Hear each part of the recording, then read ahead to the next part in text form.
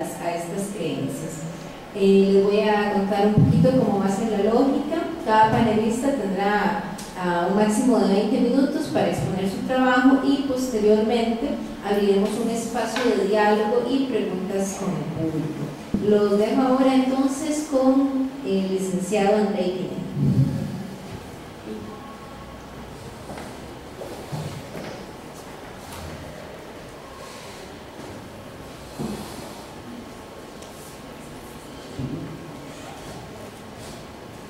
Buenas tardes, un placer estar aquí con ustedes. Agradezco a la Escuela Ecumérica por haberme invitado hoy a este conversatorio. Muy feliz de poder socializar los resultados de mi investigación, que en realidad es una investigación en el contexto de una tesis de licenciatura. Generalmente estas tesis se quedan en la presentación y defensa pública en la universidad y con suerte quizás alguien interesado en la temática la sacará alguna vez o algunas veces y probablemente ese sea su aporte, esa sea su única repercusión en el ámbito académico. Afortunadamente tengo la dicha de dedicarme también a la investigación en la Universidad Estatal de Distancia, en el Centro de Ciencia, Agricultura y Desarrollo, y la tesis la pude hacer de alguna manera una extensión de mi trabajo investigativo en la UNED. Y bueno, a partir de esa participación, de ese trabajo, pues he tenido contacto con la Escuela Ecumérica. Dicho esto, debo aclarar que la naturaleza de mi tesis se centra en la producción, la oferta, la demanda y el consumo de bienes simbólicos de salvación en el seno de las iglesias pentecostales hoy. Sin embargo, esta no es la única dimensión que aborda la investigación. En realidad, por una cuestión de orden metodológico, tiene dos dimensiones, y esto es importante aclararlo porque de alguna manera advierte la perspectiva teórica y metodológica que seguí en la investigación. En un primer momento lo que me interesó fue dar cuenta efectiva de la diversificación religiosa que tiene lugar hoy día y desde hace ya algunos años, algunos decenios, en el campo religioso costarricense, para después demostrar algo que se ha demostrado en otros países, que quizás aquí se había demostrado solo parcialmente, que era la preponderancia del pentecostalismo en tanto agente más incipiente dentro de los procesos de diversificación o pluralismo religioso. Esto lo hice a partir de un estudio de caso. Entonces elegí, atendiendo criterios teóricos y resultados de investigaciones precedentes, un contexto típicamente urbano, y por una cuestión de recursos, de tiempo y materiales, me concentré en un distrito del cantón de San José, que como sabemos es el cantón número 1 del ordenamiento político-administrativo de Costa Rica. Entonces, bueno, esto lo hice por varios motivos. De alguna manera ya tenía conocimiento de que se trataba de un distrito en el cual hay una importante diversidad religiosa, institucional al menos, que era la que me interesaba documentar, y también que se trata de un distrito, si se quiere, lleno de contrastes y asimetrías de índole socioeconómica, porque alberga asentamientos bastante disímiles en cuanto a su composición de clase. Hay pues barrios que son bastante opulentos y otros bastante carenciados, por lo menos si tomamos como parámetro el índice de necesidades básicas insatisfechas. Entonces, con esto construí un mapa. Lo que hice fue localizar cada uno de los inmuebles dedicados al culto religioso dentro del distrito. Posteriormente identifiqué a cuál tradición religiosa se adscriben estos locales, por lo menos al momento en que lo hice, y también la denominación que los identifica. Partiendo del hecho de que la mayor parte de estos locales, y así lo preví, era de la gran tradición cristiana que alberga una diversidad de expresiones, de denominaciones e incluso de fracciones dentro de estas denominaciones que serían tendencias y que es propio de la dinámica del campo religioso. Pues a partir de esto se cumplió más o menos lo que había proyectado. Encontré un total de 43 locales dedicados a liturgias religiosas. De estos 43, 42 pertenecen a la gran tradición cristiana. Solamente uno de otra tradición, que era el hinduismo, y en realidad es un hinduismo que nos ha llegado bastante occidentalizado, porque es la corriente Hare Krishna, que si bien tuvo su origen, más o menos, por lo menos inspiración, en el hinduismo originario, la mayor parte de su desenvolvimiento se ha dado en los Estados Unidos y de ahí para afuera. Ese es el único que se sale del canasto de los 43. Dentro de los 42 locales cristianos, localicé 4 denominaciones, aunque ahora voy a explicar que esto se podría incluso desagregar más, que son Iglesia Luterana Costarricense, Iglesia Católica, lo estoy incluyendo como denominación para no darle ningún privilegio con relación a las otras expresiones dentro del cristianismo, Testigos de Jehová, que dentro de algunas categorizaciones no se incluye como cristiano, sino que se le cataloga como paracristiano. Sin embargo, ellos en tanto se reivindican como de alguna manera continuadores o seguidores de algunas de las enseñanzas que son propias del cristianismo, pues les incluyo igual. No quiero emitir un juicio de valor de índole más sacerdotal que científico, entonces los incluyo igual. Y el pentecostalismo, que es la denominación que mayor presencia tiene en el distrito, que mayor cantidad de locales litúrgicos absorbe, que son, aquí tengo el dato exacto,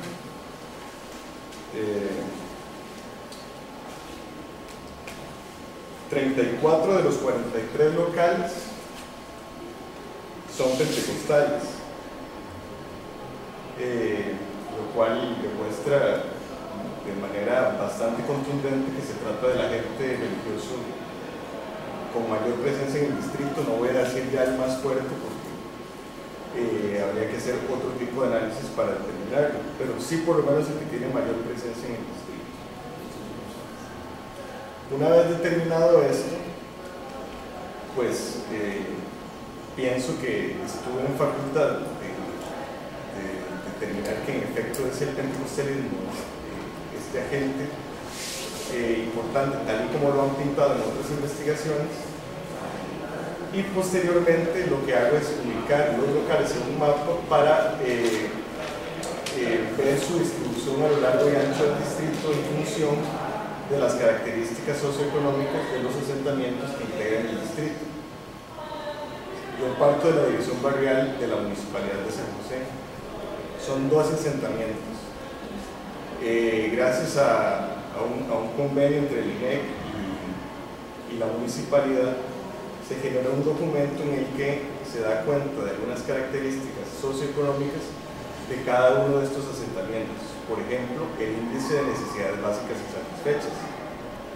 Ese está disponible en la página, pues no del INEC, sino más bien de la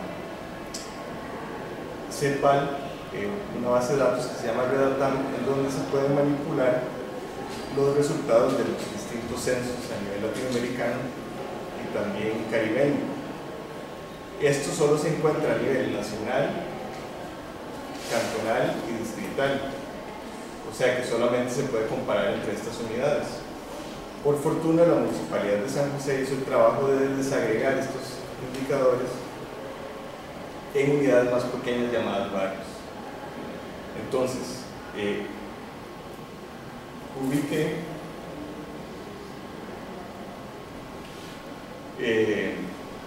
los locales debidamente georreferenciados con GPS en un mapa cartesiano, y para demostrar un poco la relación, que es una hipótesis ya probada en otros países, que aquí se ha sugerido y que se ha probado, digamos, de manera indirecta, pero no de manera tan gráfica, la relación entre empobrecimiento, contextos empobrecidos y auge pentecostal. Se dice que el pentecostalismo es una religión fundamentalmente de pobres, así se le ha catalogado. El mapa de alguna manera lo demuestra, justamente porque la gran mayoría de los locales pentecostales se ubican en el asentamiento del distrito que acusa la mayor incidencia de carencias materiales, no solo en el ámbito del distrito, sino a nivel nacional. Por ejemplo, uno puede comparar este asentamiento, que es la Carpe, con los 15 distritos que aparecen peor ubicados en un ranking que se ha hecho a partir del índice, que son casi todos distritos en los cuales hay una fuerte presencia de población indígena, que, como sabemos, es una población históricamente relegada, subalternizada, y que esta condición de alguna manera le ha generado muchísimas desventajas a nivel político, material y sociocultural en términos generales. La Carpe tiene 32 de los 43 locales, lo cual incluye a 29 de los 34 locales pentecostales.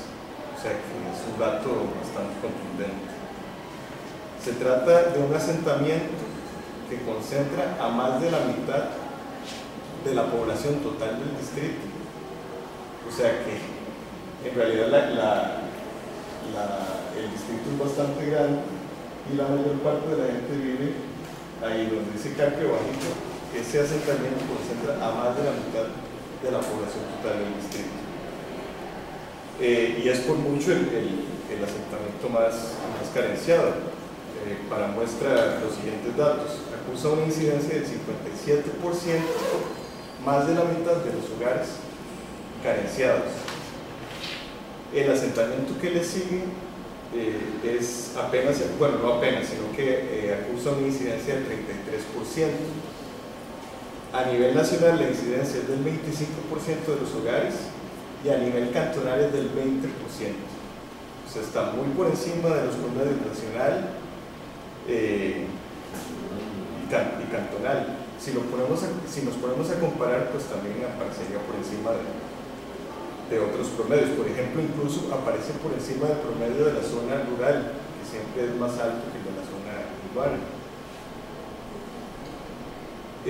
Bueno, una vez que el mapa nos da estos resultados, decidimos concentrar nuestra mirada en una congregación pentecostal, siendo la gente más importante dentro del mapa religioso, de diversificación religiosa, y ahí elegimos una congregación pentecostal en la que nos mantuvimos alrededor de 4 meses haciendo una investigación de corte etnográfico. Allí tuvimos la oportunidad de grabar prédicas, de interactuar con las personas, de participar plenamente en los cultos, y descubrimos que el éxito pentecostal en este asentamiento va más allá de la relación entre empobrecimiento, o sea, carencias materiales, y demanda religiosa, sino que tiene que ver con otras características que también son parte constitutiva del asentamiento. Por ejemplo, que es una comunidad segregada en el corazón de San José, no solo en virtud de sus características geográficas y topográficas, que en realidad, si vemos la Carpio y entramos a la Carpio, es una especie de isla, está conectada con el resto del distrito, por una especie de puente natural, a cada lado hay tajos, bueno, al lado hay un tajo y al otro están construyendo una planta de tratamiento de aguas negras para todo el cantón, bueno, para buena parte del área, de la gran área metropolitana. No solo por esto y no solo en virtud de sus características socioeconómicas, sino que ahí también confluyen la precariedad habitacional, la inseguridad jurídica. Casi nadie es dueño, no tiene el título de los terrenos en los que ha edificado sus viviendas, el abandono estatal, la inobservancia de parte del Estado y del gobierno local es más que evidente, derivando así en formas de violencia estructural. Hay una vinculación laboral desfavorable. La mayor parte de su población económicamente activa se concentra en las tres últimas categorías, según los registros del INEC de categoría ocupacional, según un gran grupo. Se concentra la gran mayoría en las tres últimas categorías, o sea, las que reportan menos prestigio social, menos ingresos económicos y las que probablemente requieren una mayor implicación física y un mayor desgaste. Hay una concentración inédita, sin parangón, de población nicaragüense. Casi el 50% del total de la población es nicaragüense y sufre una fuerte estigmatización que justifica y de alguna manera perpetúa su condición segregada, que de alguna manera la refuerza y también la genera, que es una forma de violencia cultural. Es evidente en un contexto tal que hay importantes necesidades humanas que no están encontrando fuentes efectivas de satisfacción. Es allí en donde entra a jugar el poder heurístico de la teoría de los bienes de salvación. Según el marco teórico que manejamos en la tesis, los bienes de salvación son fines o medios producidos en el contexto de una organización religiosa que de alguna manera se vislumbran como satisfactores de alguna aspiración o de alguna necesidad. Por ejemplo, el bien de salvación por antonomasia dentro del cristianismo y dentro de las religiones de salvación vendría a ser de alguna manera la salvación supraterrena, o sea, el ganarse la vida eterna, por ejemplo. Un medio para conseguirla son los rituales, la participación en cultos, las liturgias, determinadas técnicas y el desarrollo de una determinada forma de vida, o sea, de un hábitus que sea consecuente con el propósito de la salvación. Sabemos, como nadie ha vuelto de más allá a contarnos que efectivamente está gozando de la vida eterna, que muchos de los que se presentan como medios, por su carácter práctico, terminan convirtiéndose en fines. Entonces, el desarrollo de un estilo de vida consecuente con el fin de la salvación termina siendo un fin en sí mismo. ¿Por qué? Porque da orientación en la vida, porque dota de ciertos valores para desenvolverse en la existencia, etc. Esto es un bien de salvación. De acuerdo con lo que encontramos, los bienes de salvación que se producen en el seno de las iglesias pentecostales en la Carpio se ofrecen como satisfactores, aunque no se hayan producido mentadamente en estos términos, como satisfactores al menos parciales de necesidades humanas que no han encontrado salida en otras instancias, como lo pueden ser el Estado y el mercado. Por ejemplo, y aquí tendría que traer a colación el carácter migrante de buena parte de la población de la Carpio y de buena parte de quienes se congregan en en la iglesia que yo estudié que estas congregaciones se constituyen como espacios afectivos y como fuentes de generación de capital social. ¿A qué me refiero con esto? Espacio afectivo. La condición migrante generalmente está asociada a un desarraigo respecto del espacio vital en el cual se desenvuelven las personas. Allí pierden vínculos familiares,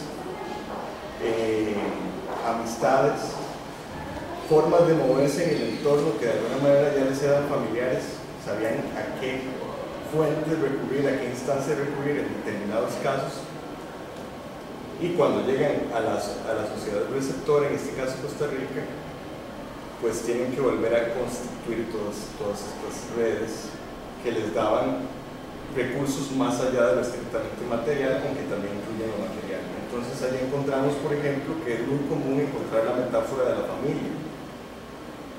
Las personas suelen leer su participación en estas congregaciones y los vínculos, las interacciones que desarrollan con sus hermanos y hermanas como si se tratara de una gran familia. Allí, a esta gran familia pueden recurrir en caso de que tengan algún apremio de índole material, pero también cuando tienen problemas familiares, cuando tienen problemas laborales, por ejemplo, cuando tienen lo que ellos llaman tribulaciones, y son fuentes de capital social precisamente por eso. Al sentir un respaldo, es la primera instancia a la cual recurren para agenciarse determinados recursos, por ejemplo, un empleo. La congregación de alguna manera genera una suerte de bolsa de empleo. En la medida en que haya gente que se encuentra laborando y se entere que alguno de sus hermanos, alguna de sus hermanas necesita encontrar un empleo por alguna situación crónica de desempleo o porque viene llegando de Nicaragua, por ejemplo, no dudan en tratar de incorporarlo, ya sea al lugar donde está trabajando o en anteriores trabajos en donde dejaron alguna huella positiva y puedan recomendar a su hermano o a su hermana. Por eso es una fuente de capital social. Incluso encontré casos en los cuales los miembros de la congregación solucionaban sus problemas de falta de vivienda juntándose. Entonces no tienen relación de parentesco sanguíneo, pero a partir de su vivencia dentro de la congregación deciden solucionar su problema de vivienda compartiendo una, ya sea temporal o permanentemente. Generalmente es de manera temporal, pero muchas veces se alarga más allá de lo que originalmente estaba proyectado. Por otro lado, encontré que atienden allí mismo necesidades psicológicas y familiares a través de un servicio de consejería espiritual. Los pastores, el cuerpo pastoral de la congregación, reciben a sus miembros necesitados de orientación por problemas específicos y allí les dan orientaciones basadas no solo en preceptos religiosos, porque siempre está, esto es un referente, hay que tener en cuenta que es una organización religiosa, sino que también, según las palabras de algunos de los miembros de este cuerpo, también se inspiran en la psicología, digamos, en la disciplina académica, basada en principios psicológicos, digámoslo así, en disciplinas seculares. Por otro lado, la congregación también da pie a la satisfacción de necesidades relativas al ocio. Por ejemplo, en la Carpio, para quienes no lo conocen, no existen lugares de recreación, no hay parques, no hay espacios de uso común público, hay 2 centros comunales que no siempre están habilitados y solamente se habilitan después de un engorroso proceso burocrático y generalmente los recursos materiales de estas personas, sobre todo si están agrupadas familiarmente, no dan para satisfacer sus necesidades relativas al ocio, por ejemplo, salir a pasear, salir a comer, como lo podrían hacer familias de otras clases sociales, probablemente las que nosotros pertenecemos. Entonces, de alguna manera, la participación en estas congregaciones también es una fuente de satisfacción de necesidades relativas al ocio. Por ejemplo, en los locales donde se celebran las liturgias, también se celebran festividades recreativas, por ejemplo, de índole secular, por ejemplo, desde canastilla, 15 años, cumpleaños particulares, bodas, por ejemplo, también incluso cuando son actividades de carácter religioso, como los bautismos colectivos, la congregación se organiza para alquilar una buseta. Generalmente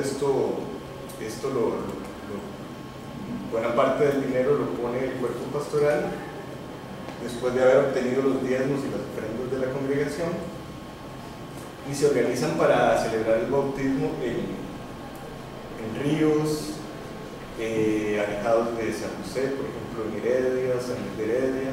Incluso conocí el caso de una celebración que se dio en playas de Doñana, no en un río sino directamente en el mar. Entonces, bueno, vemos que tiene todo lo que se hace en estas iglesias, en estas congregaciones, tiene como un doble carácter.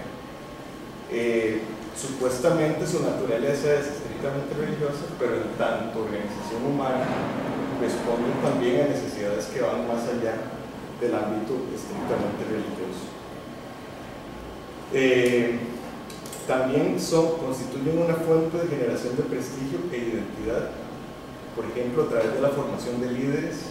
Ahí tienen una academia de formación de líderes que está habilitada para todas las personas que quieran ejercer un cargo dentro de la congregación, que incluyen muchas cosas, desde el pastorado hasta la capacidad de recolectar el diezmo y de oficiar algunos segmentos del culto, y que en el contexto de las vidas de estas personas, por lo menos a las que yo entrevisté y con las que compartí en términos más informales, significaba un salto cualitativo. Estamos hablando de personas que quizás no estudiaron, no fueron escolarizadas en los medios formales, y que allí están recibiendo una formación que no solo tiene la legitimidad del pastor, del cuerpo pastoral, de la congregación, de Dios, y además les entregan un título que les certifica como líderes, como pastores, como esto, como lo otro. Entonces imaginen el salto cualitativo. Por ejemplo, recuerdo la entrevista de una mujer nicaragüense que tuvo que venir sin su familia, que cuenta que estudió hasta el 6º grado de la escuela, que ahora es pastora, y que esta identidad la transporta con orgullo a no importa qué ámbitos de su existencia, no ya solo dentro de la congregación, sino también en el ámbito de su trabajo y otros. Esto por citar un ejemplo. Entonces, esta formación de líderes termina generando prestigio e identidad en un contexto donde las personas están estigmatizadas ante los ojos del resto de buena parte de la población costarricense, o sea que les ha sido negada su identidad nacional, por ejemplo, estigmatizadas en virtud, suena un poco contradictorio, de su identidad nacional, y que están encontrando en estas iglesias la oportunidad de generar nuevas identidades, digámoslo así, pletóricas de autoestima. Correlativo a esto, y es un caso que me parece importante mencionar, hay espacios para la valorización de las mujeres. Esto hay que matizarlo porque no es que sean espacios emancipatorios en el sentido de que esté informado de la crítica del patriarcado, del feminismo, ni mucho menos, sino que, por ejemplo, hay servicios enteros que administran las mujeres. Entonces el jueves dicen que es el culto que administran las mujeres, desde la prédica la recolección de las ofrendas, recibir a las personas, etc. Entonces, esto también de alguna manera constituye un cierto empoderamiento para estas mujeres que en otros ámbitos de su existencia no tienen la capacidad de tener un lugar en estos espacios. Y por último, de los bienes de salvación de índole más social, que es que estas iglesias tienen una proyección que va más allá del ámbito estrictamente eclesial. O sea, ellos apelan a una cierta transformación de la sociedad y de todo lo malo que acaece en la sociedad a partir de la promoción de un cambio de corte moral y, si se quiere, espiritual. Podría incluso catalogarse de espiritualismo. Esto ya fue documentado en investigaciones anteriores, pero según estas otras investigaciones a lo que conducía este dualismo, digamos, de creer que existe un reino de lo espiritual y un reino material, y que de alguna manera el que importaba era el espiritual, se desdeñaba un poco aquí, el ahora, la política y demás. Antes se creía que esto conducía a una cierta inacción, por decirlo, a un cierto quietismo y a una pasividad. Yo lo que encuentro más bien, por ejemplo, recurriendo a ciertos marcos teóricos como la analítica Foucaultiana, es que el tipo de subjetividades y de hábitos que promueven estas iglesias, en efecto, muchas veces logra el cambio que están apelando, que este cambio tiene un correlato empírico. No es algo que se queda simplemente en el mundo de las ideas, sino que sí se promueve, por ejemplo, que sean buenos prójimos, que amen al prójimo, que cambien desde sí mismos.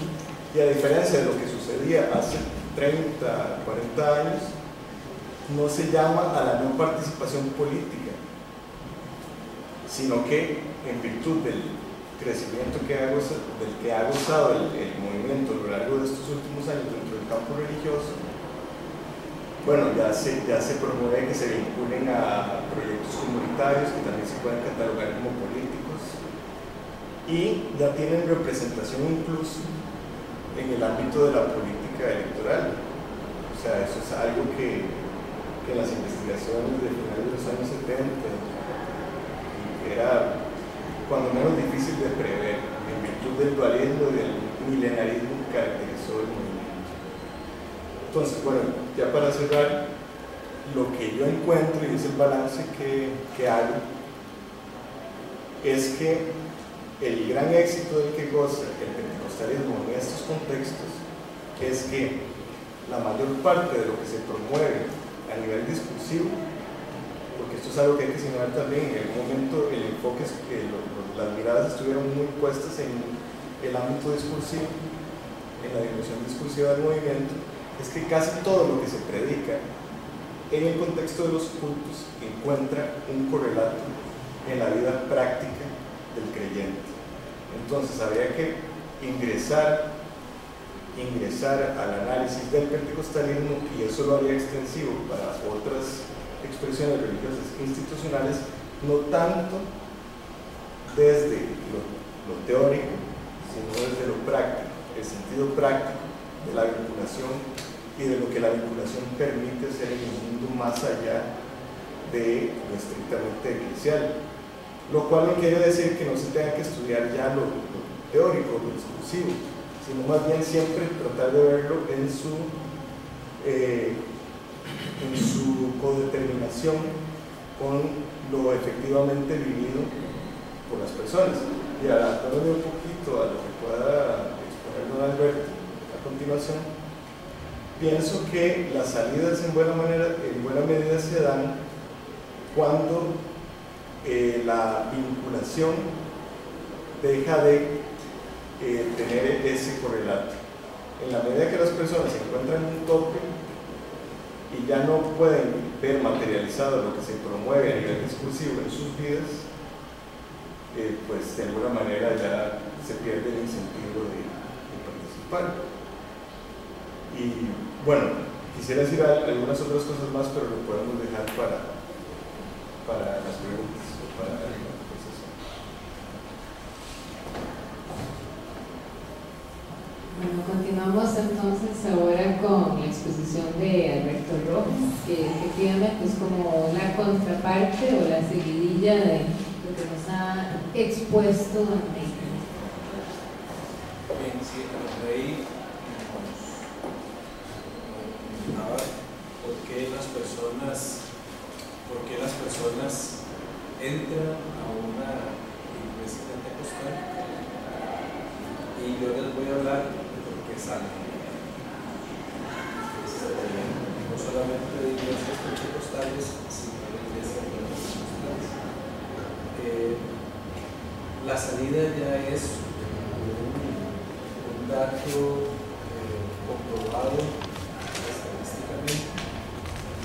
Incluso la Alianza Evangélica ha hecho sus investigaciones y lo han comprobado en Costa Rica. Incluso encuentran que en Costa Rica el problema de la deserción es más fuerte que en el resto de Centroamérica. Y hay algunos datos importantes.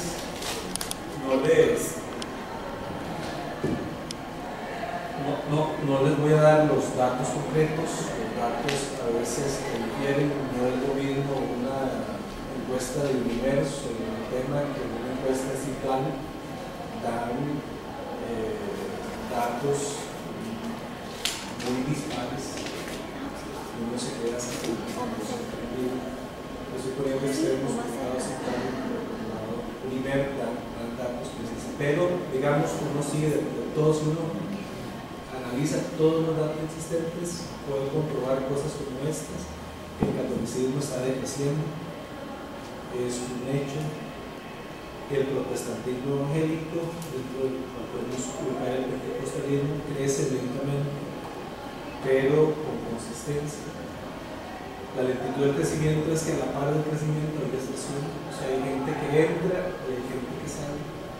Hay también una tendencia al alza en el número de personas sin religión, también hay un crecimiento consistente de personas que siguen siendo creyentes, o sea, no son personas que dejan de creer en un montón de cosas, pero que no están adscritas, y por lo menos ellas afirman, no están adscritas institucionalmente a algún tipo de confesión religiosa. Este grupo está creciendo. El porcentaje de los católicos no practicantes también tiende al alza, lo mismo que el grupo de las personas en institución religiosa.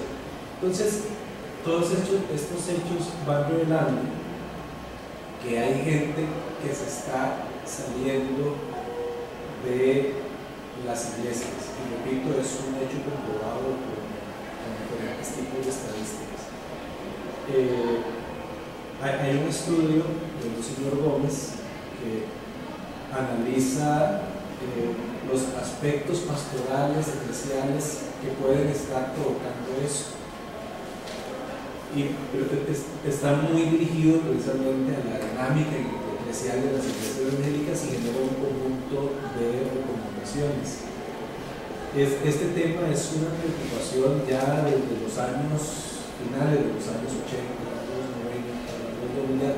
los años 2000 ya se presentaba el problema, se hicieron estudios, pero no se le había preguntado a las personas que se iban por qué se iban, por qué se van. Y entonces, desde la comunicación, hicimos un estudio muy acotado y le preguntamos a las personas por qué se estaban yendo, pero no a cualquier persona, le preguntamos a personas que habían estado mínimo 3 años o que habían crecido dentro de iglesias pentecostales o neopentecostales, personas que tenían todas ellas más de 3 años y que cuando entraron convencidas y eran personas, digamos, eran creyentes y miembros convencidos de la opción de fe que salía. O sea, no eran cualquier tipo de personaje que estuvo, y algunas de ellas tenían liderazgo, ya sea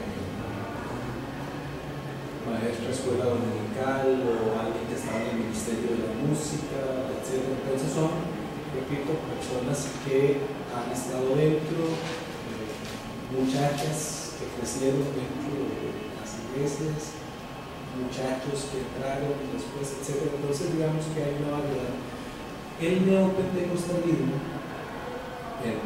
después podemos hablar de las referencias, pero digamos tiene otra adscripción de clase diferente al pentecostalismo. El pentecostalismo, una característica, ya Andrei lo planteaba generalmente, son iglesias que están ubicadas en sectores empobrecidos.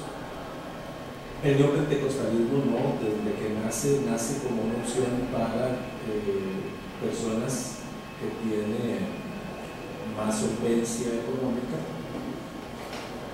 Y entonces también hay personas dentro de las entrevistadas de escasos recursos, y hay otras personas que no eran pentecostales sino neopentecostales que tienen otra adscripción socioeconómica.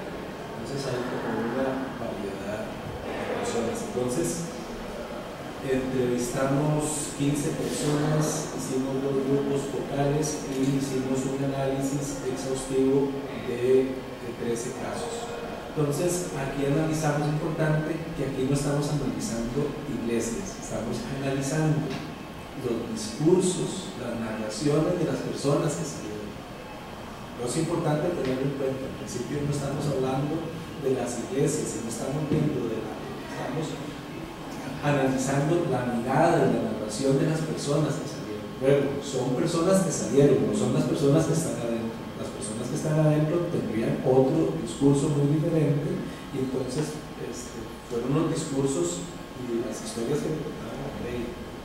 Pero es importante tenerlo en cuenta. O sea, que estamos hablando con personas disidentes que salieron, que tienen ahora otro discurso. Y no estamos hablando necesariamente de la iglesia, sino de la percepción y de la vivencia de esas personas que salieron. Es importante tenerlo bastante en cuenta. Nada más, Gómez es un señor líder de las iglesias evangélicas que estudia la deserción, y vea lo que dice la deserción evangélica, dentro los cuales se encuentran los grupos pentecostales y neopentecostales. La deserción evangélica ha sido un problema en todos los países centroamericanos. En términos generales, el porcentaje de hombres que han aceptado la evangélica es del 25%, más que nacido por los propietarios de mujeres. La situación en Costa Rica es ligeramente peor que en los otros países centroamericanos. La deserción en Costa Rica ha aumentado en un 30% durante los últimos 18 años. Bueno, ¿qué dicen las personas que salen de iglesias pentecostales y neopentecostales? ¿Y qué dicen cuando están juntos? Una cosa es cuando yo estoy hablando sobre la historia, y otra es cuando estamos en conjunto, cuando ya hay una conversación, un diálogo. ¿Qué pasa cuando las personas dialogan sobre la deserción? Entonces yo utilicé sobre todo un análisis estructural para estudiar los diferentes relatos de estas personas, y hicimos un análisis a profundidad. Entonces, vean, lo logran ver desde por ahí, disculpa, no puedo poner un zoom de mil. Vean, las personas que se alejan en sus narraciones dicen que ellos quieren separarse de las iglesias porque quieren separarse de todo esto que ustedes ven a la izquierda. Ellos, y repito, no necesariamente es que las iglesias sean eso, no estamos hablando de las iglesias, es importante, repito, estamos hablando de que sintieron un conjunto de personas que salieron. Ellos decían, bueno, nosotros quisimos alejarnos de la hipocresía, de la dominación por medio del miedo, de creencias y prácticas que se sostienen a partir del uso religioso de la culpa, nos alejamos de la invasión, control de la vida, de la obligación de un único estilo de vida aprobado por la Iglesia, del dogmatismo, de la fe ciega, de un modelo de Dios perfecto que no acepta la imperfección humana, de una religión obligatoria, de una fe y práctica institucionalizada, de la culpabilización, de creencias que atan y enferman emocionalmente. Nos alejamos de abuso de la integridad personal ante respuestas que se salen del libreto religioso. Esto es como las personas no podían manifestar algo que no estaba dentro del discurso aprobado, porque recibían una sanción moral y religiosa muy fuerte, que incluso sentían que iban en contra de la integridad. Se alejaron de prácticas contra la integridad de la persona, de una vida matrimonial infeliz. Por ejemplo, había una mujer que decía: yo necesitaba divorciarme, y no divorciarme porque estaba sufriendo violencia psicológica ya de años, y en la iglesia apoyaban a mi esposo y a mí no me apoyaban, entonces no me permitían divorciarme. Yo no podía seguir en la iglesia porque necesitaba divorciarme, necesitaba salirme de esa situación. Y dentro de la iglesia lo que me recomendaban era consejería, pero la consejería era mantenerme dentro de una relación que me estaba afectando y me estaba enfermando. Entonces, castigos irracionales, por ejemplo, el tipo de disciplinas que, por ejemplo, a una familia, una señora era diaconisa, entonces interpreta un pasaje de la Biblia de que la diaconisa, por el servicio que presta en la iglesia, también tiene que saber administrar su familia. Y esta señora tuvo una hija que quedó embarazada, pues era una chiquita adolescente y quedó embarazada. Entonces castigaron con una disciplina es como una ley de vida, que tiene que sentarse ya a ella y a toda la familia. Y entonces el muchacho, dijo la señora que yo entrevisté, es que yo me salí por eso, y yo encontraba que eso era completa y totalmente irracional, porque castigan a mi mamá de lo que hizo mi hermana adolescente, que no necesita culpabilización, que necesita apoyo y orientación, y la familia, pero entonces la respuesta del pastor fue castigar a la señora y a toda la familia. Entonces, castigos irracionales, desprecio por lo diferente, rechazo de lesbianas y homosexuales y satanización de otras religiones. Por ejemplo, los muchachas, algunas que entrevisté, tenían amigos y amigas que tenían otra orientación sexual y no podían manifestarlo con libertad dentro de la iglesia. Ellos decían que había desprecio por lo diferente. Luego, una cuestión que se repitió mucho, sobre todo en iglesias no pentecostales, pero que también se encontró en las iglesias pentecostales que han asumido parte de este discurso, es todo lo que está relacionado con lo que se llama la doctrina de la prosperidad. Pues algunas personas dijeron, o casi todas, que el interés por el dinero era desmedido, que había que comprar la bendición, o sea que la bendición en muchas de estas iglesias se compraba, que había que pagar para ir al cielo, que había una opción por la prosperidad de los creyentes y no por la inclusión de todas las personas, sobre todo en iglesias de pentecostales,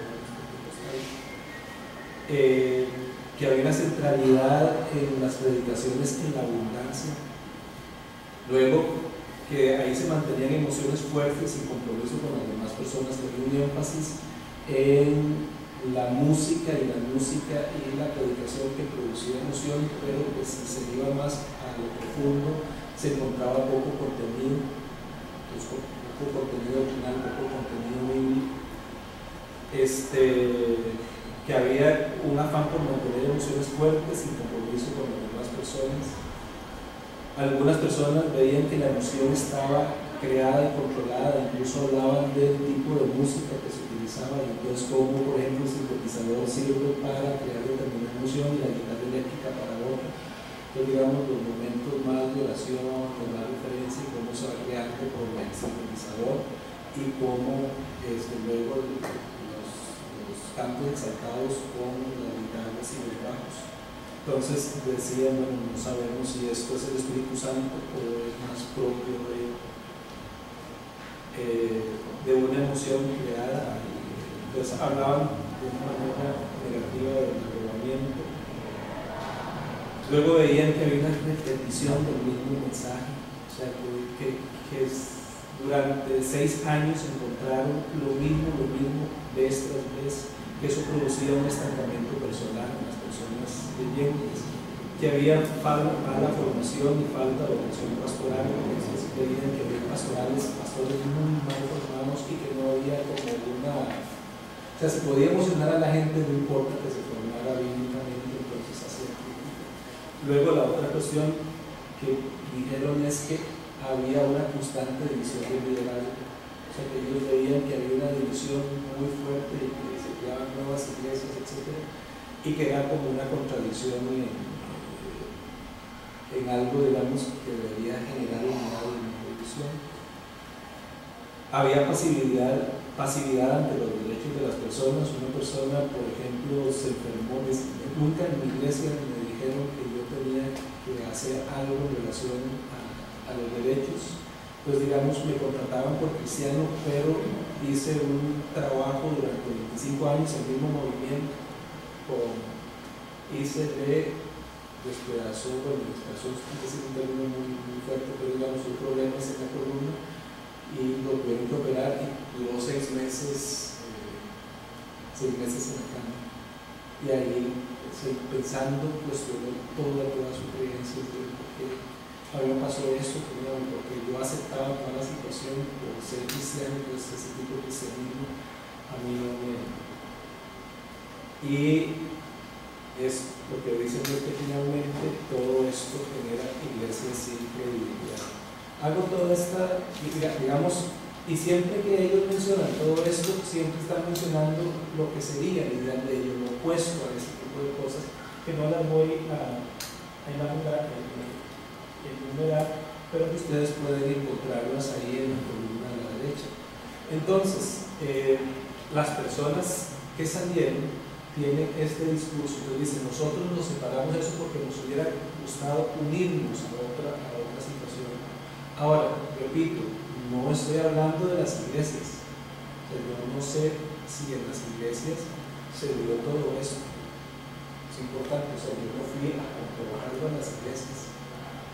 Pero las personas que salieron de las iglesias en su narración hacen alusión a todo este tipo de aspectos.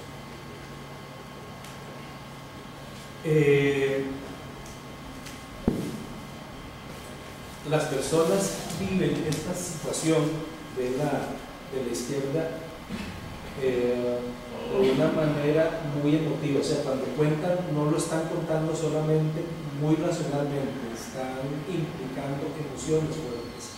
Y lo que plantean es que dejar la iglesia pentecostal o neopentecostal les significó un acto de libertad que les dio mucha paz. O sea, todas las personas están felices, de las que entrevisté, de haber dejado una iglesia. Ahora, es importante que no todas las personas dejaron de ser pentecostales o neopentecostales.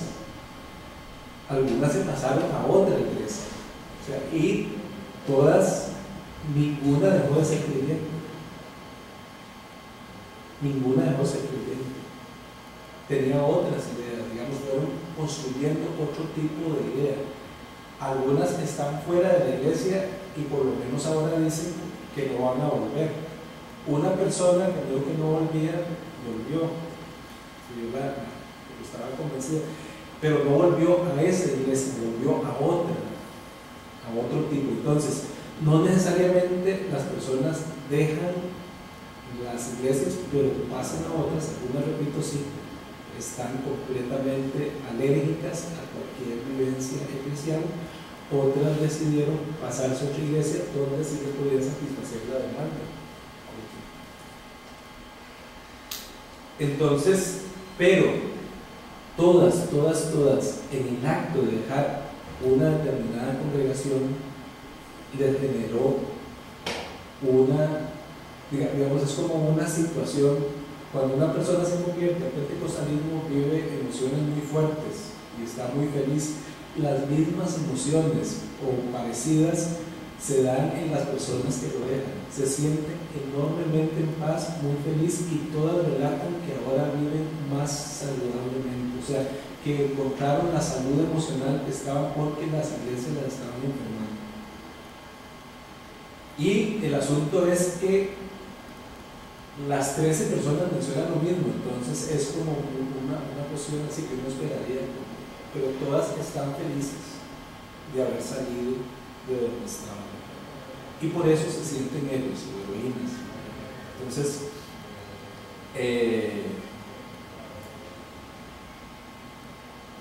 como digo aquí en síntesis, se produce una transformación que modifica la relación entre la persona que deja la iglesia y todos los objetos que las iglesias producen. La persona que opera este cambio es la misma que deja esos objetos. La columna de la izquierda que veíamos, ella tiene el poder y el querer que le da la modernidad a las personas individuales para la búsqueda de sentido individual.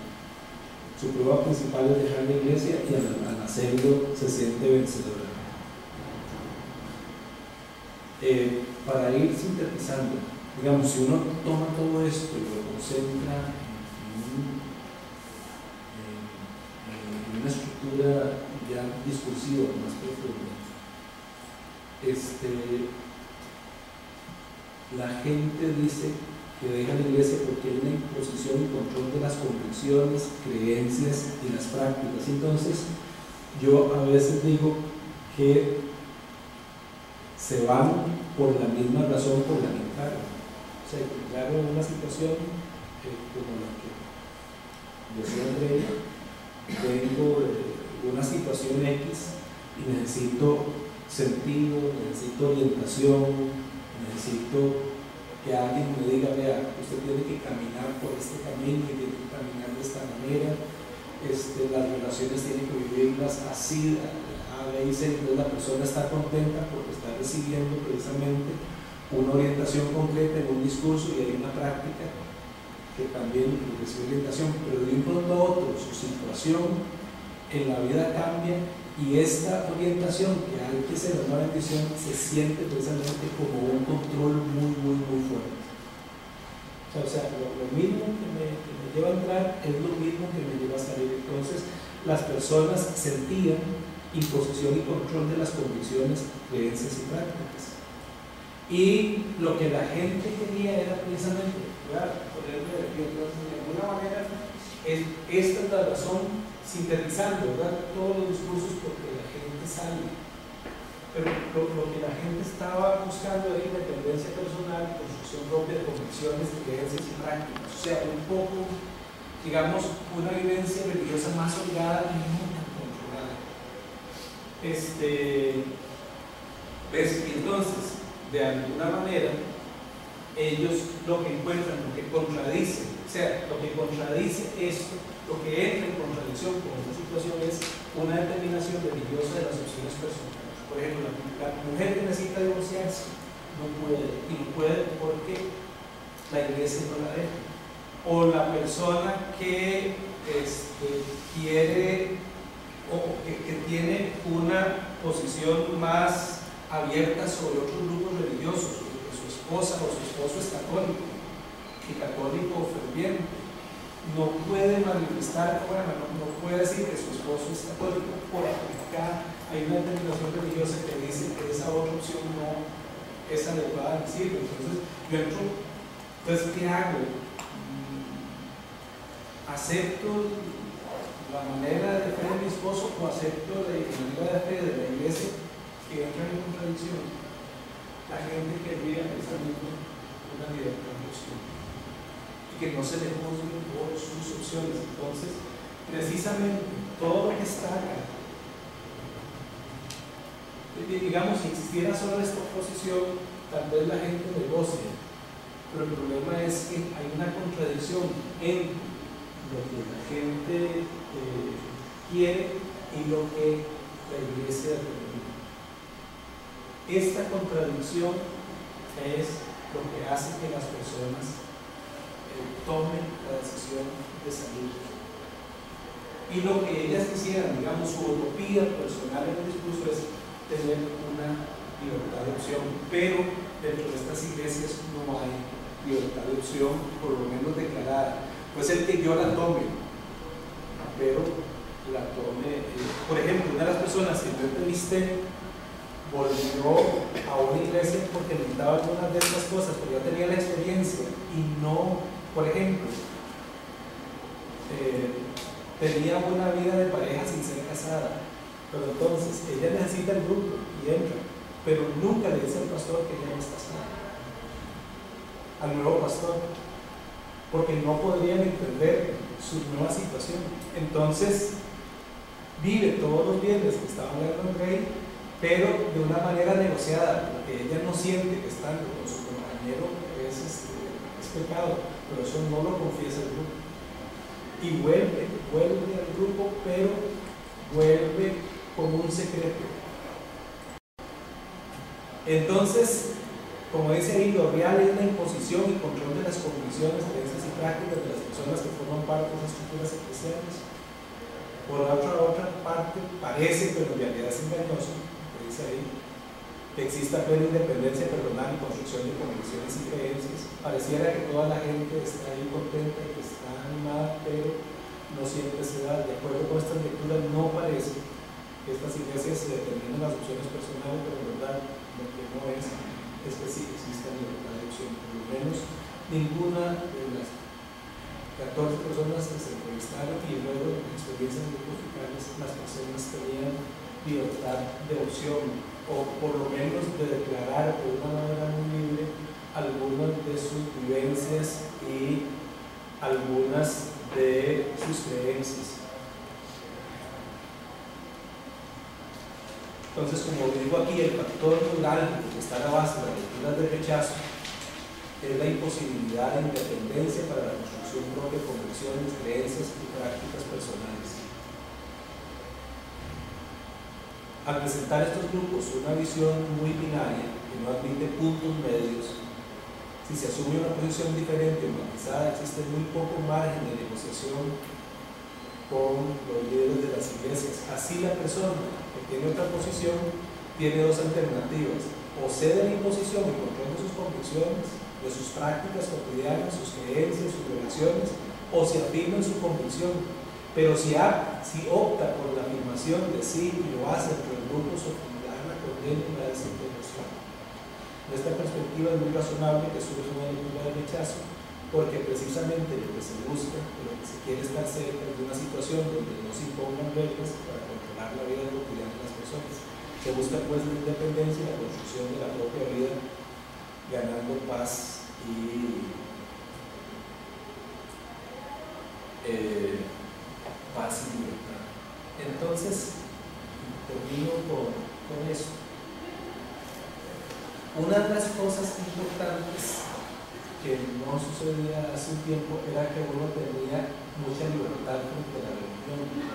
Actualmente hay mucha libertad de tomar decisiones propias y ponerme enfrente de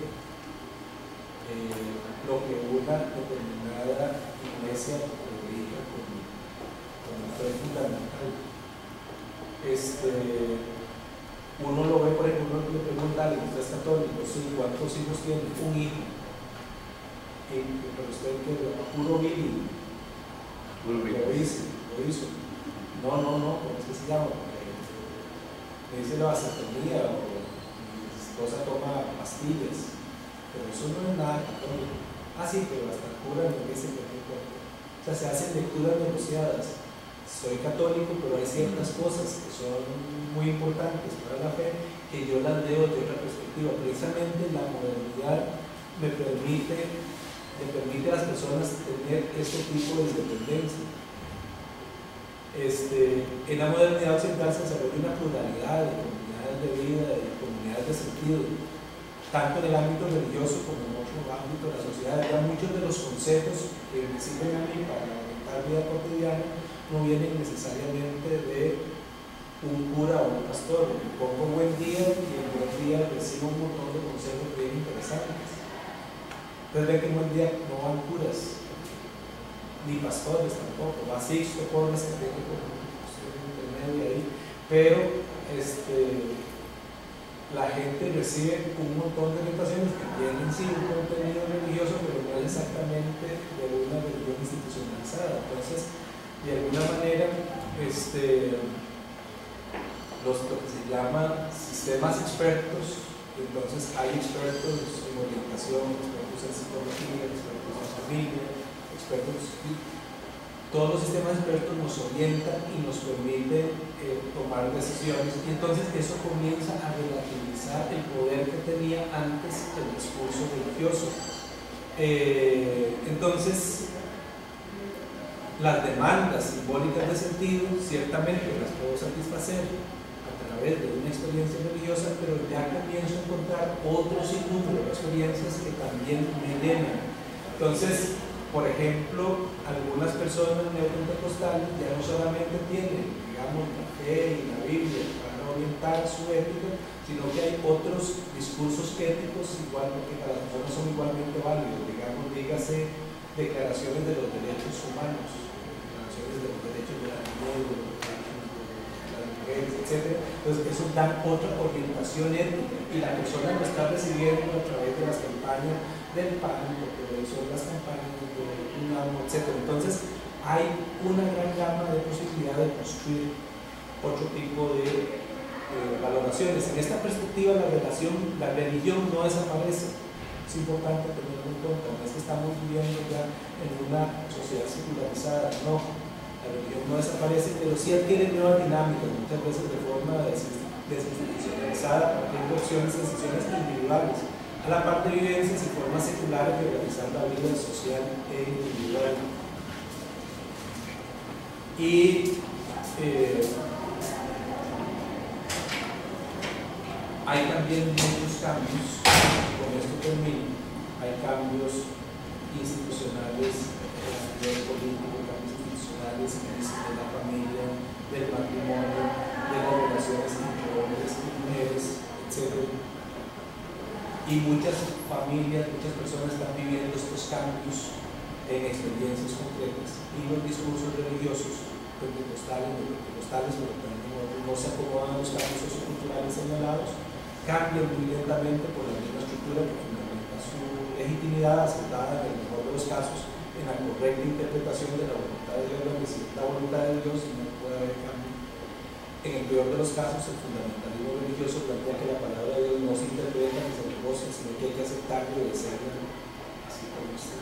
Pues esto genera un choque entre la experiencia de nuevas dinámicas de vida de las personas y los discursos prácticos. Este choque termina en que las personas salgan de las iglesias.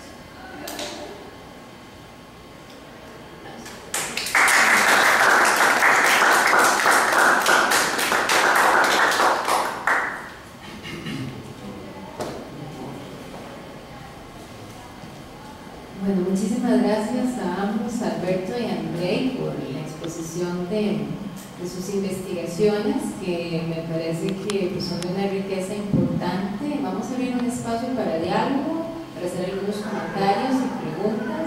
No dudo que en el público habrá interés de aprovechar que tenemos aquí. Realmente son estudios, ¿verdad?, que representan diferentes lados de una misma moneda, como se puede apreciar. No sé si alguien tuviera alguna pregunta o algún comentario. Don Víctor Morales. ¿Cómo se diferencian ustedes entre pentecostal y neopentecostal en sus estudios? Vamos a ver, digamos, vemos como ciertas partes del discurso práctico. Entonces, digamos, los pentecostales, sobre todo, digamos, la visión que tienen ellos de los dones, de la libertad del espíritu, el énfasis que ponen todavía en la de lenguas.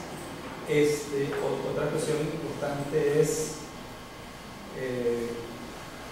cuando viene Cristo, si antes o después del milenio. Los pentecostales tienen esa cosa que pareciera nada más un dado, si es como un divisor de aguas importante. Entonces, por ejemplo, en el pentecostalismo uno todavía puede encontrar un culto más espontáneo, muy fundamentado en esto de la libertad del espíritu.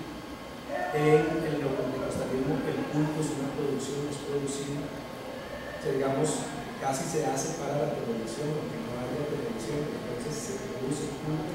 La libertad está entonces muy programada, por decirlo así. Sí creen en la acción del Espíritu Santo, pero es también como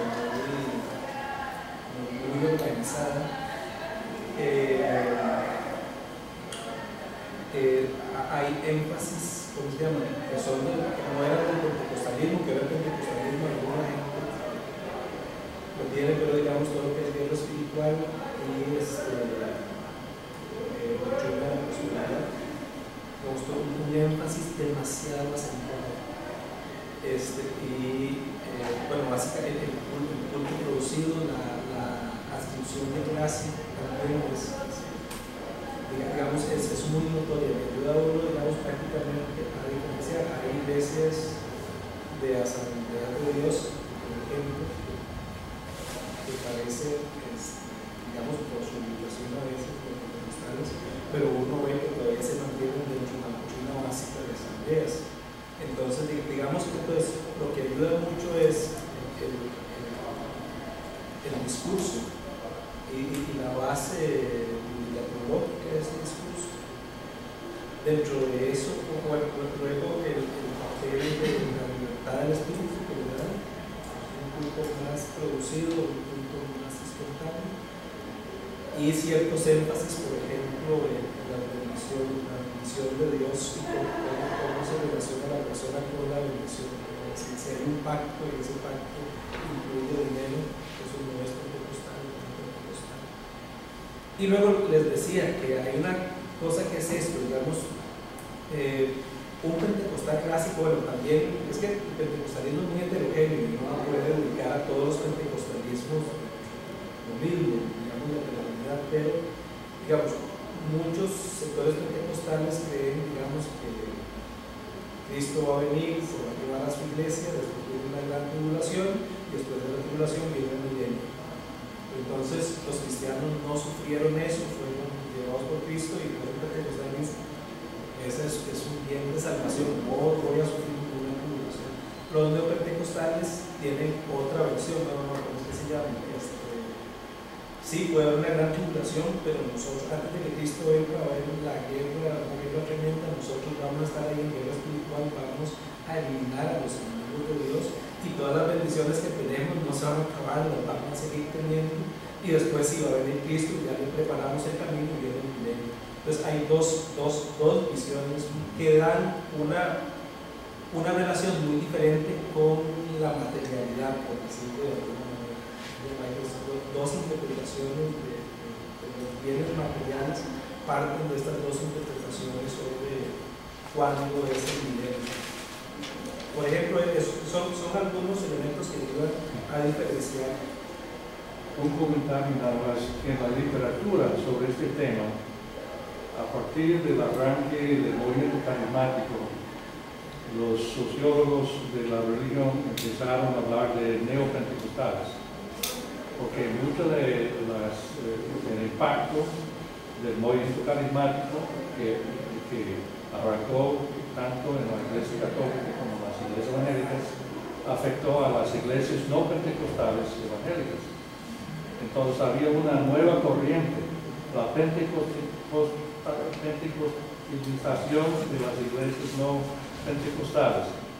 El obispo Fernando Palomo, por ejemplo, de la Iglesia Metodista, me comentó recientemente que muchas de las iglesias metodistas que tradicionalmente no son pentecostales ya tienen fervor pentecostal. Entonces no es fácil decir que todas las iglesias bautistas, por ejemplo, son no pentecostales o la iglesia metodista no es pentecostal, porque hay este proceso que se puede llamar el neopentecostalismo, que afecta a otras iglesias que tradicionalmente no son pentecostales. En mi concepto, la diferencia entre pentecostal y neopentecostal es que los pentecostales tradicionales estaban tratando de salvar a la gente y rescatarlos del infierno y prepararlos para el cielo. En el nuevo pentecostalismo, la énfasis es sobre la felicidad ahora y y aquí en la tierra la prosperidad y a veces la sanidad de enfermedades, curaciones, etc. Pero el énfasis es sobre felicidad hoy y no sobre el rescate de las almas del infierno. Pero hay mucha literatura sobre este tema. Un segundito, es una intervención sobre el libro. Sí, sí, sobre Ok, bueno, nada más para que tengo el señor de rayas allá y este otro señor también. sobre lo mismo, bueno, aparte de lo que han mencionado ambos,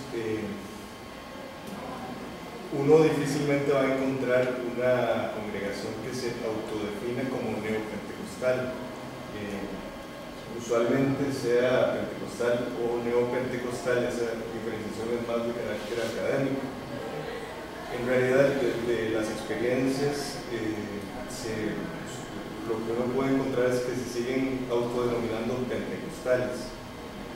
Entonces yo apelaría más como una interpretación desde la teoría del campo religioso, en el sentido de que, por ejemplo, todo el sectarismo que se le atribuyó en un primer momento al pentecostalismo podía responder a la posición, digámoslo así, de recién ingreso al campo religioso, en el cual, la cual le daba le predisponía a una forma de comportamiento un tanto diferente. En la medida que ha ganado capital dentro del campo religioso y en términos generales dentro de la cultura, ha ido evolucionando pues, de manera esperable, digámoslo así, al punto de que ha dejado bueno, no ha dejado por completo el sectarismo, pero incluso ya no se utiliza la categoría secta como categoría de análisis adecuada para entender el movimiento. Digamos que progresivamente lo ha ido dejando. Prueba de esto es que cada vez tranza más con las cosas de este mundo. Por ejemplo, lo que se ha denominado neopentecostalismo, que se ha metido en política electoral. Hay un énfasis ya ahora sí en satisfacciones en el aquí y el ahora.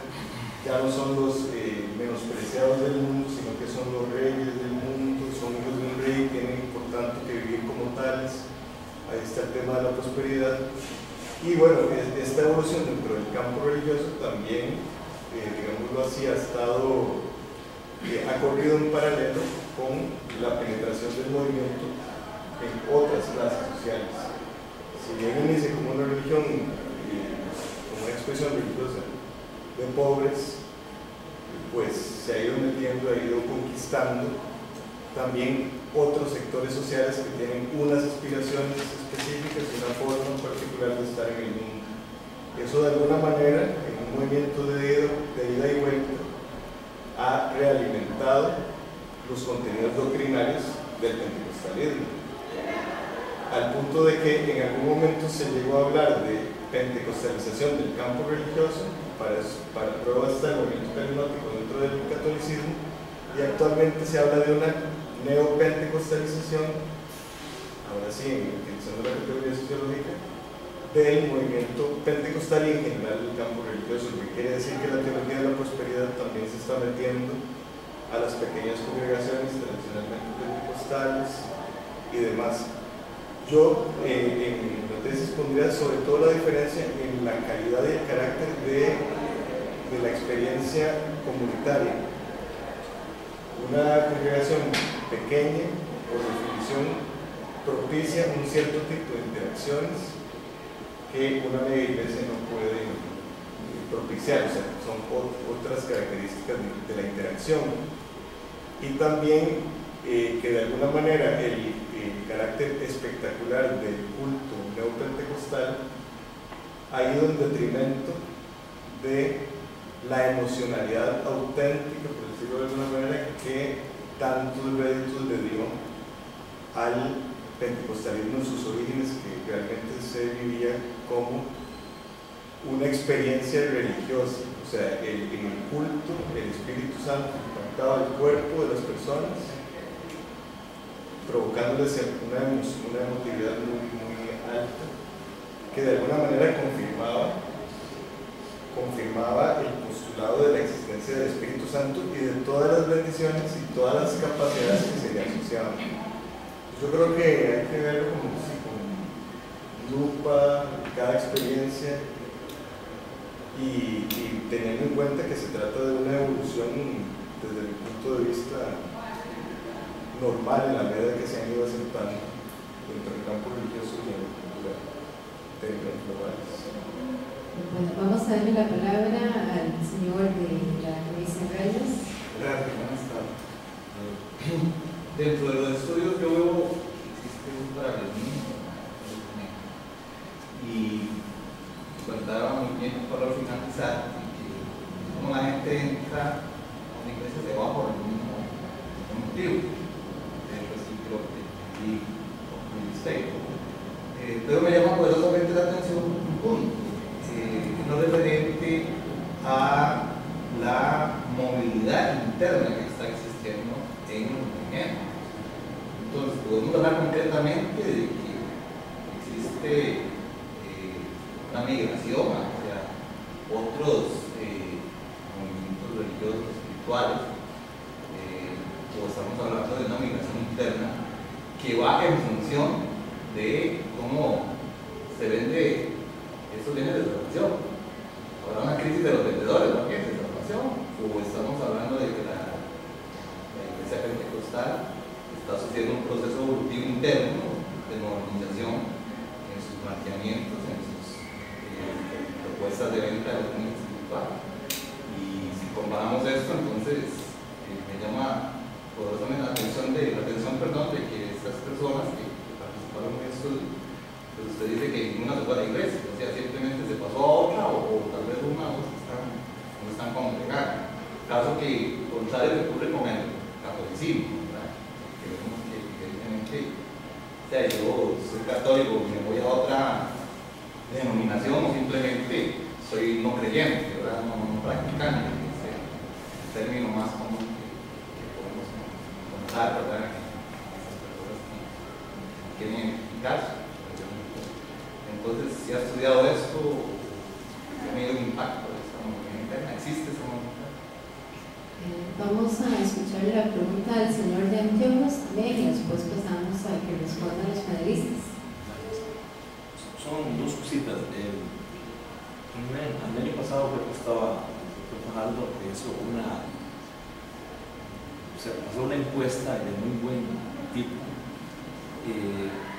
donde se reflejaba, por ejemplo, que se decía que la gran deserción que hay, especialmente en la Iglesia Católica, que todavía sigue siendo mayoritaria, el concepto, digamos, de concepción de fe, digamos, que la gente no se iba para otras iglesias, para otras congregaciones, a pesar de que es un número alto. Creo que estaban 42 actualmente la gente que regularmente se dice católica y asiste al culto católico, y casi un 28% de gente que estaba fuera de ese margen, pero que no. Y citaban, por ejemplo, las personas, los no católicos, digamos, las congregaciones protestantes, un 16, recuerdo, por ciento de protestantismo, y un 4% que son iguales, se dice protestantes, pero que no asisten. Entonces, dentro de este concepto de pentecostalismo, yo quisiera, no me recuerdo cuál es el porcentaje. Primera pregunta, el porcentaje del pentecostalismo, no solamente en Costa Rica, sino a nivel de Centroamérica, para hablar de región, es influyente como para estar provocando un cambio en la situación, digamos, geopolítica incluso, o por lo menos georreligiosa de la región. Es importante, porque por ejemplo, si uno plantea desde el punto de vista católico, sí, el 28% es importante, es un dato bastante importante y que no se está yendo para nada. Entonces podría hablarse no de una deserción de la fe, sino de una nueva posición frente a los conceptos de religión. Eso es lo primero. Lo segundo,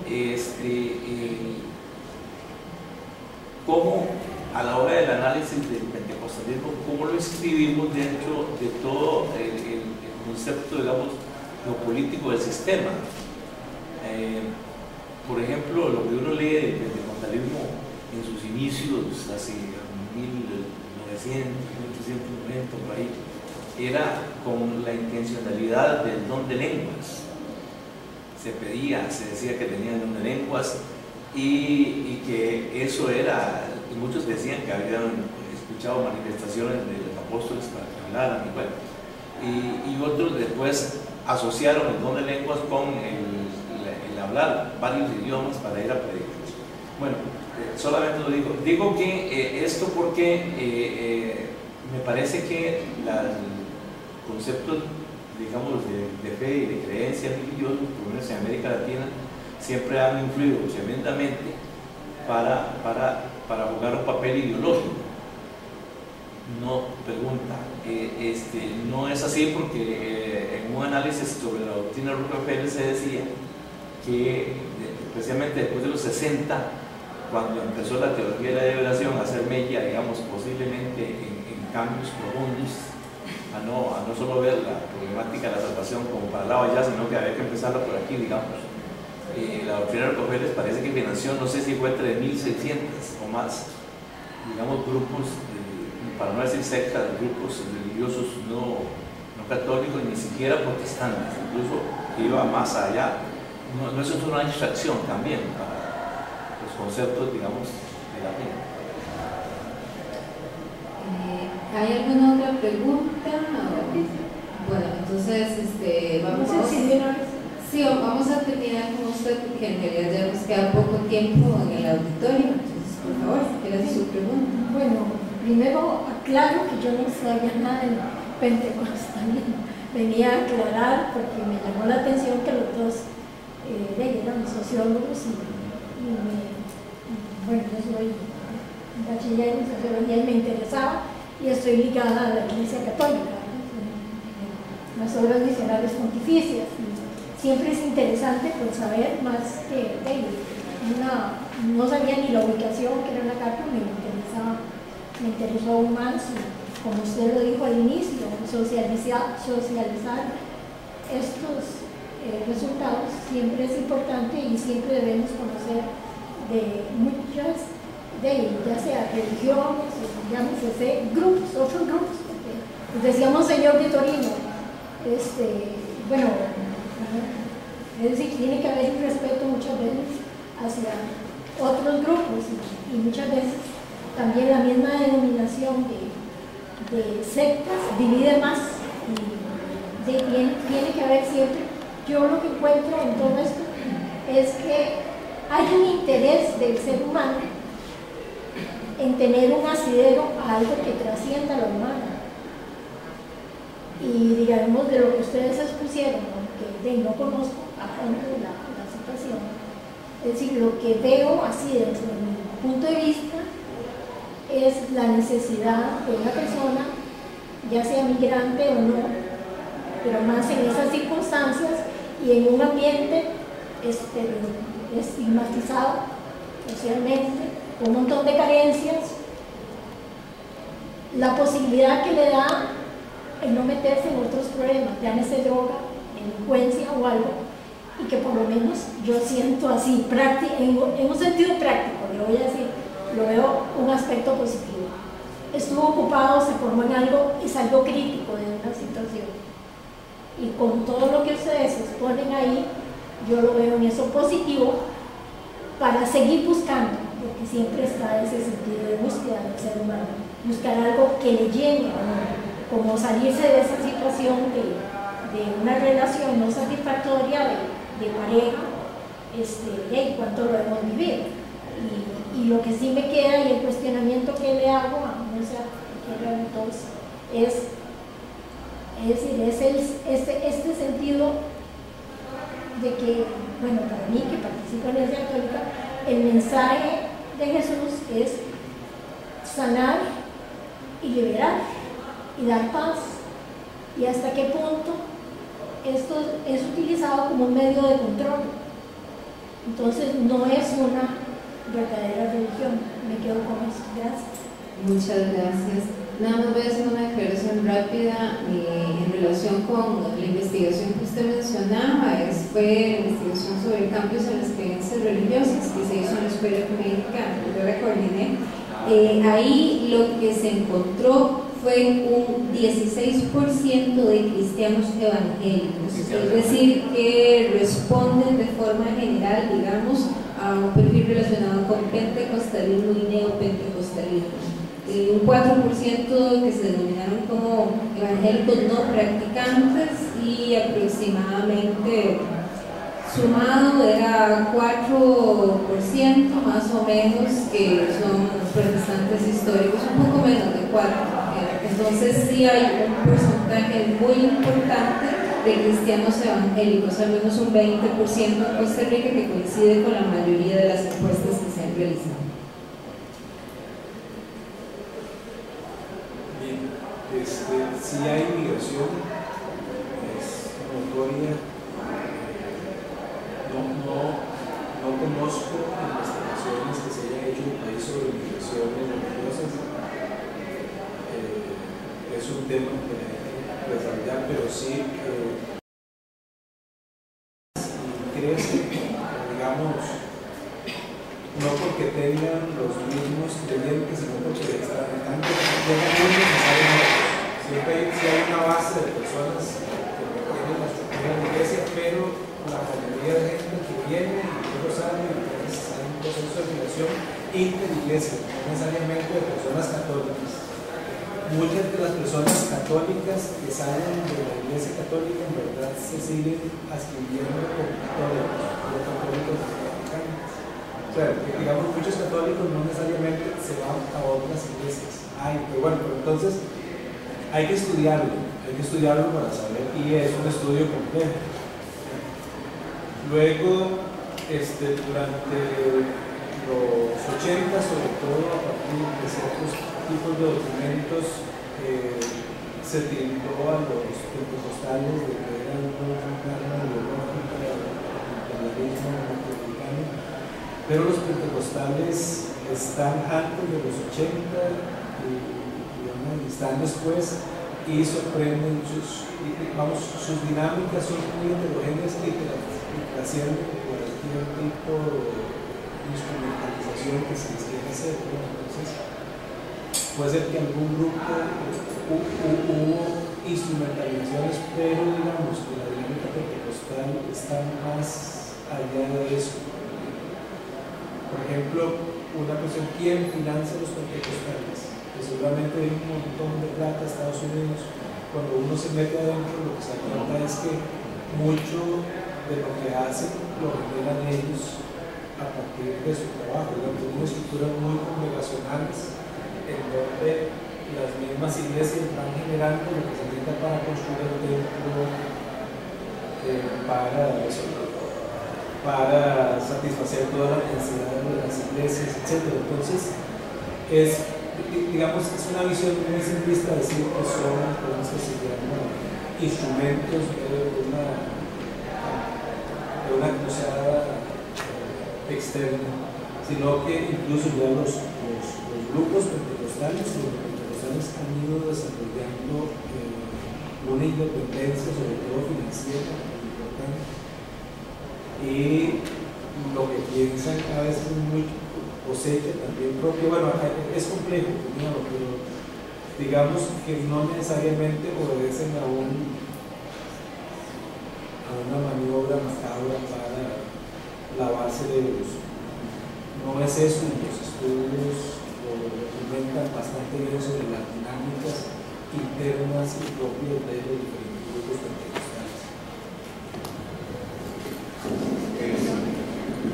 Con relación de nuevo a la pregunta de la movilidad interna, me voy a referir más a algo que dejó flotando, que tenía que ver con, creo que mencionó algo así como si hay crisis de los vendedores, de los bienes de salvación.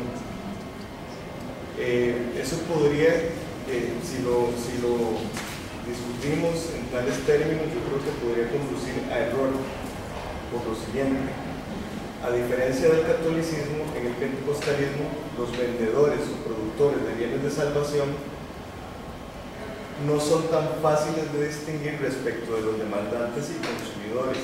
De alguna manera, la institución católica ha logrado separar más lo sacerdotal de lo laical y están como bastante delimitadas las funciones, si bien hay traslapes obviamente. En el pentecostalismo es más difícil determinar quién produce los bienes de salvación.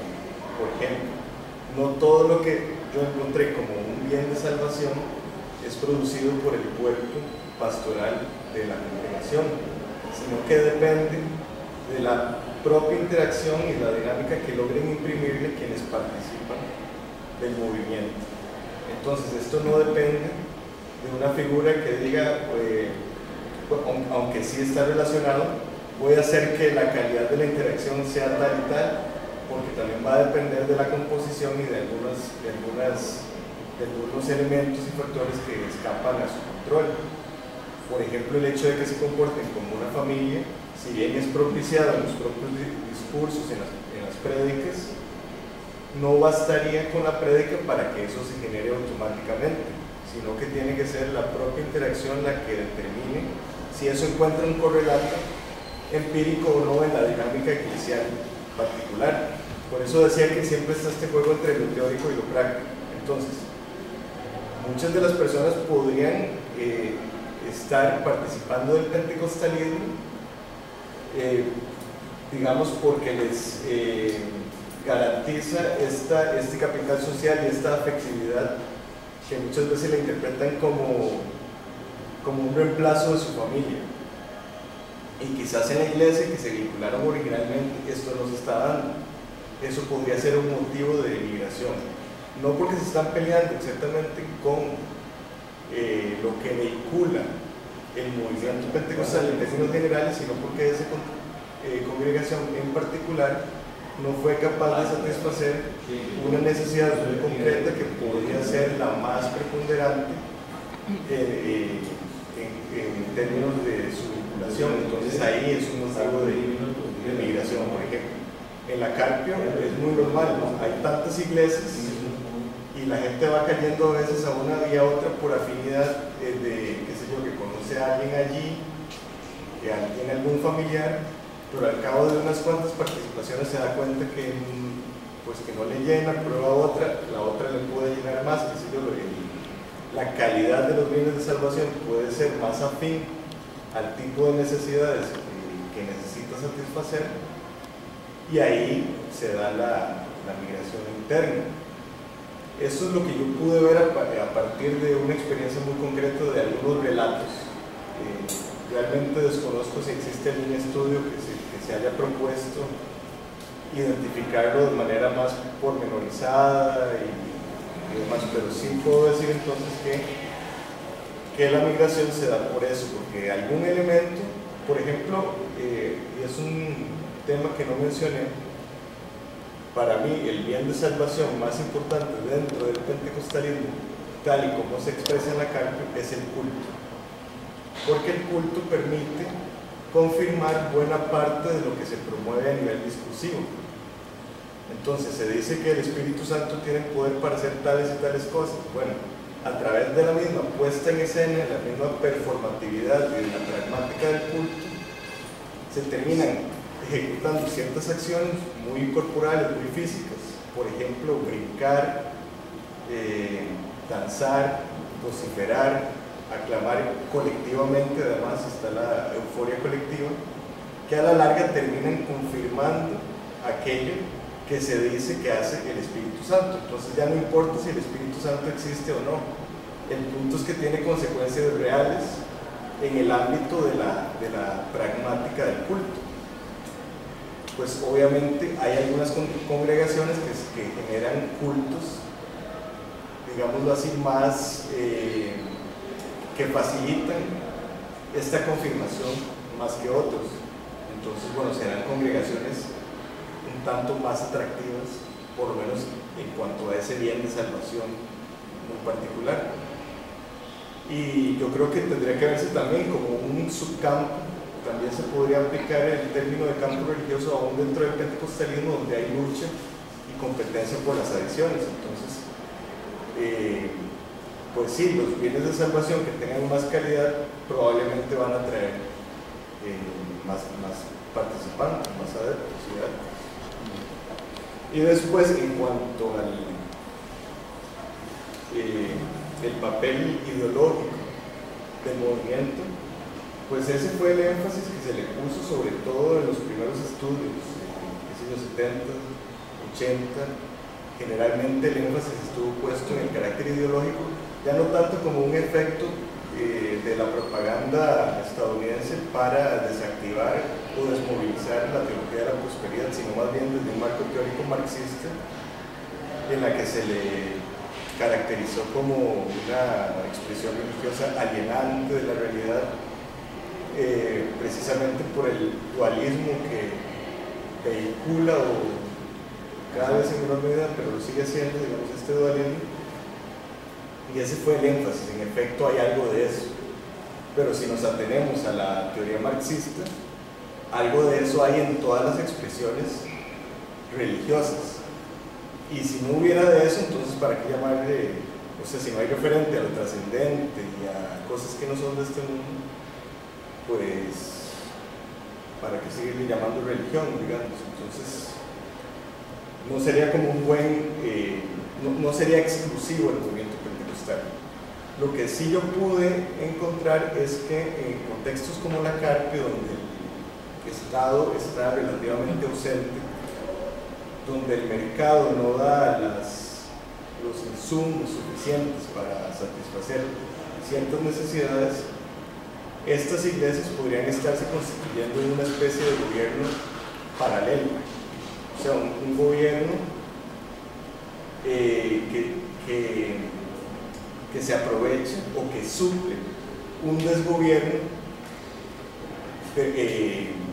ejercido por el Estado.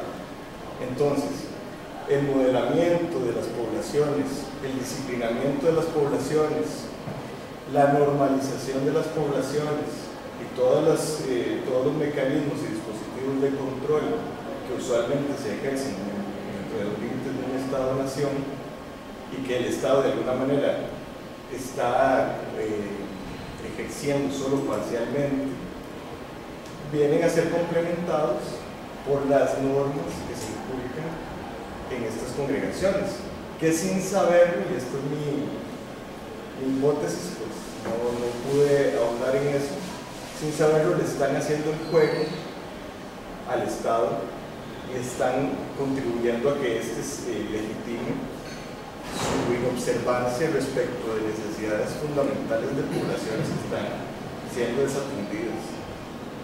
Entonces encontramos proyectos de ley como no sé cómo se llama el último, de la libertad religiosa, que estuvo en discusión, creo que aquí mismo lo discutieron, libertad religiosa, que en algunos artículos propone que el Estado impulse, que ayude incluso económicamente a otras denominaciones del cristianismo no católicas, porque estas cumplen un papel social, una función muy importante en determinados contextos.